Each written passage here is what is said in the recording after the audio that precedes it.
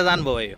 अनुभव ह्यो बऱ्याच वर्षाचा आहे हो. तरी तरी असेल की मला वाटतं 96-97 पासून रेसमध्ये आहे. एवढा अनुभव हा, मग 96 माहिव्या पळवलाय मी 9 वर्ष आणि पुशेगावला हिंदी केसरी केलाय. माहिव्या पळायचा आमचा सुलक्याचा हा. आणि चालत आणून जयराम स्वामी वडगाव ती पुशेगाव चालत चालत चालत हे आता जी टेम्पो आणते तरी बस किती बघत बैल छकडं झुपून येऊन तिथे नंबर केला गाडी चकड्याला झोपून येऊन तिथं? झुपून आणून मग आदल्या दिवशी याचा काय आदल्या दिवशी आलो होतो चालत मी आमचा भाऊ. हे झेंड्याचं किती मैदान असेल? झेंड्याचं काय त्याला लिमिट नाही. आता मला वाटतं झेंड्याला मी खरं सांगायचं म्हणजे एक ही पळसगावचं गाव असं आहे की पहिलं मैदान मी इथे झेंडा टाकलं पळसगावला सुरुवातीला. ह्या झेंड्याला मला इथे तिने झेंडा टाक म्हणून सांगितलं आणि हिथनं सुरुवात केली झेंडा टाकायला. आपले भाऊ एक आहे तिने मला झेंडा टाकायला इथं पहिल्यांदा चेअरमन आपलं विजय सर त्यांनी चान्स दिला ते झेंडा टाकायला.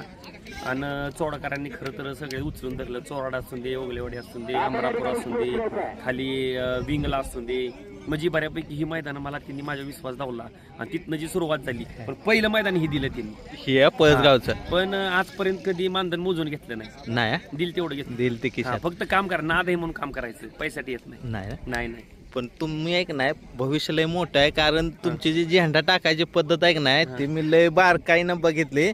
प्रत्येक गाडीवर लक्ष असतं कुठला बैल नाही, मागे नाही. सरलाय मग आता कुठलं मग काय 96-97 पासून मी रेस मध्ये आहे. मला माहित असते कुठला बैल मागे सरल कुठला पुढे सरल. मी आणि प्रत्येक गाडीवाला मी सांगून जातो हो. 1 नंबर पासून 9 नंबर कम्प्लीट मी प्रत्येक गाड्याला 15-20 किलोमीटर चालतो.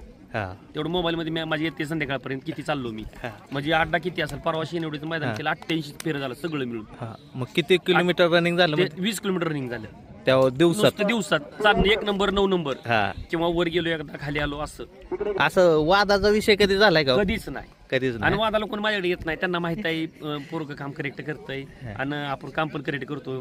नो पार्सलिटी कधीच अजिबात नाही. नाही. कधी कोणाला पण मी होतं 19-20 सेकंदावर झाला असेल नाही असं नाही. पट्टीच्या पुढे पायाला झेंडा पडलं बोल चुकीनं ती पण 9-10 गाड्यात हा. होतं नाही असं मी पण माणूस आहे. शेवट हा. शेवट मुका जाणार कधी पुढे ते सांगू शकत नाही. तरी सुद्धा मी इतकं माझं काटेकोर पालन नसतंय. 88 फेऱ्यात एकही पार्सलिटी झाली नाही. नाही. परवाचं मैदान नाही केलं ना? जसं हे पट्टीचं चालू झालं हा. आणि इथं झेंडा टाकले मी पहिलं पण मी झेंडा टाकलं नाही हा. असं नाही. पण जसं पट्टीच झाली तसं जास्त करून मी झेंडा टाकलं. पुशेगावला हिंदी केसरासकट माझी पट्टी लावली होती. हा तिथनं पुशेगावल्याने पण माझ्या विश्वास दाखवून पट्टी लावली आणि महत्वाची म्हणजे पट्टी मी लावल्यावर लोखंडी पट्टी पण आहे माझ्याकडे हा. पण त्याच्यावरती सुद्धा रबर आहे माझ्याकडे. पण हे कसली पट्टी आणलं? ही पट्टी मी कोल्हापूरवरून आणल्या बनवून आणल्या. हा पट्टी असं पट्टी ती पडत नाही अजिबात. अशी उचकटत नाही. उचकटत पण नाही. त्याला 4-4, 5-5 फुटावर त्याला मेक आहे त्या. हा हा, बरोबर जवळ- बसले हो हा, खाली. बरोबर बसते. तर ही पावसामुळे थोडस दिसणं झाली हा. नाहीतर एकदम करेक्ट दिवसभर दिसते पट्टी. आणि ते बैल घसरत नाही अजिबात. पायात हे अडकत नाही अजिबात अडकत नाही काय नाही. बघा नाही जवळजवळ मेक आहे त्या हालत पण नाही. आणि लागायचं बी भ्या नाही. लागायचं तर भीतीच नाही. आणि बैला मेक मारताना अशी मधी मारते हा त्यामुळे बैलाची उडी जरी पडली तर मेककडे विषयच नाही. येत नाही. आयटमच वेगळा आहे हो काय ते. आयटम वेगळा बनवून घेतलंय मशीनवर. असं ना हा. ते आणि बरोबर. अखंड तुकडा 120 फुटाचा आणि ते पुन्हा फोल्ड होतो का? गोल करून न्यायचा पुन्हा हे जरा कापते पुन्हा हाताला ती हा. असं होतंय गुंडाळताना. पण ती बैलांच्या जर व्यवस्थित बैलांना लागायला घेऊन म्हणून ती केलंय मी नियोजन. एक नंबर काम केलंय. हे बैलवाली बी पाळते ते ना मागे बैलवाली तर काटेकोर पळते. खरं तर बैलवाल्यांची साथ आहे म्हणून मी इथपर्यंत पोहोचलो. आहे ना. हा, त्यांचा सगळ्यात मोठा दोहा लागला.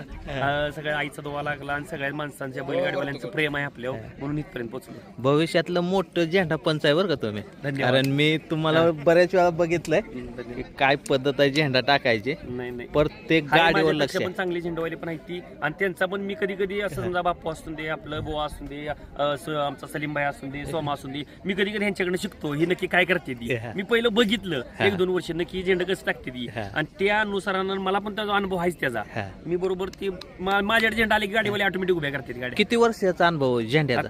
झेंड्याचा अनुभव तसा आता मी रेस मध्ये 97 पासून 96 पासून नाही. हा. त्यामुळे मला पक्क माहिती आहे बाबा कुठली गाडी कशी सोडायला लागते. बरोबर. त्यामुळे काय अडचण नाही. मैदान कसं झालं आजचं? मैदान 1 नंबर झालं करेक्ट झालं. आणि पळसगावला कधी पण मैदान पडून दे माझं नाव असतेच काय. असतं हो त्यांचं प्रेम आहे गावाचं माझ्यावर. पळसगाव, चोराडे, अमरापूर, विंग भरपूर गाव आहेत असे. मुळशीपर्यंत मैदान केलं मी. कोल्हापूरला मैदान केलं. पंढरपूरला केलं. 4 दिवस 4 टोकाला मैदान केलंय मी. आता रोज असतं ना कंपल्सरी नाव असते आपलं प्रत्येक मैदानाला. आणि मी असं कधी मग कुणाला सांगत बसत नाही माझं नाव टाका. त्यांचं प्रेम आहे आपल्यावर नाव टाकते. टाकते ते. आणि सगळ्यांचा म्हणजे बैलवाले माझे समालोचक असून दे झेंडा पण सगळ्यांचं आपल्यावर प्रेम आहे. प्रेम आहे त्यामुळं काय मैदान होतेच आणि असतेच नाव माझं आणि नावासाठी खूप मैदान आहे ना पैशासाठी नाही. पैशासाठी करत नाही मी कधीच, नाव झालं पाहिजे. चालतंय, ओके, धन्यवाद. धन्यवाद. ए, चला घ्या गाड्या.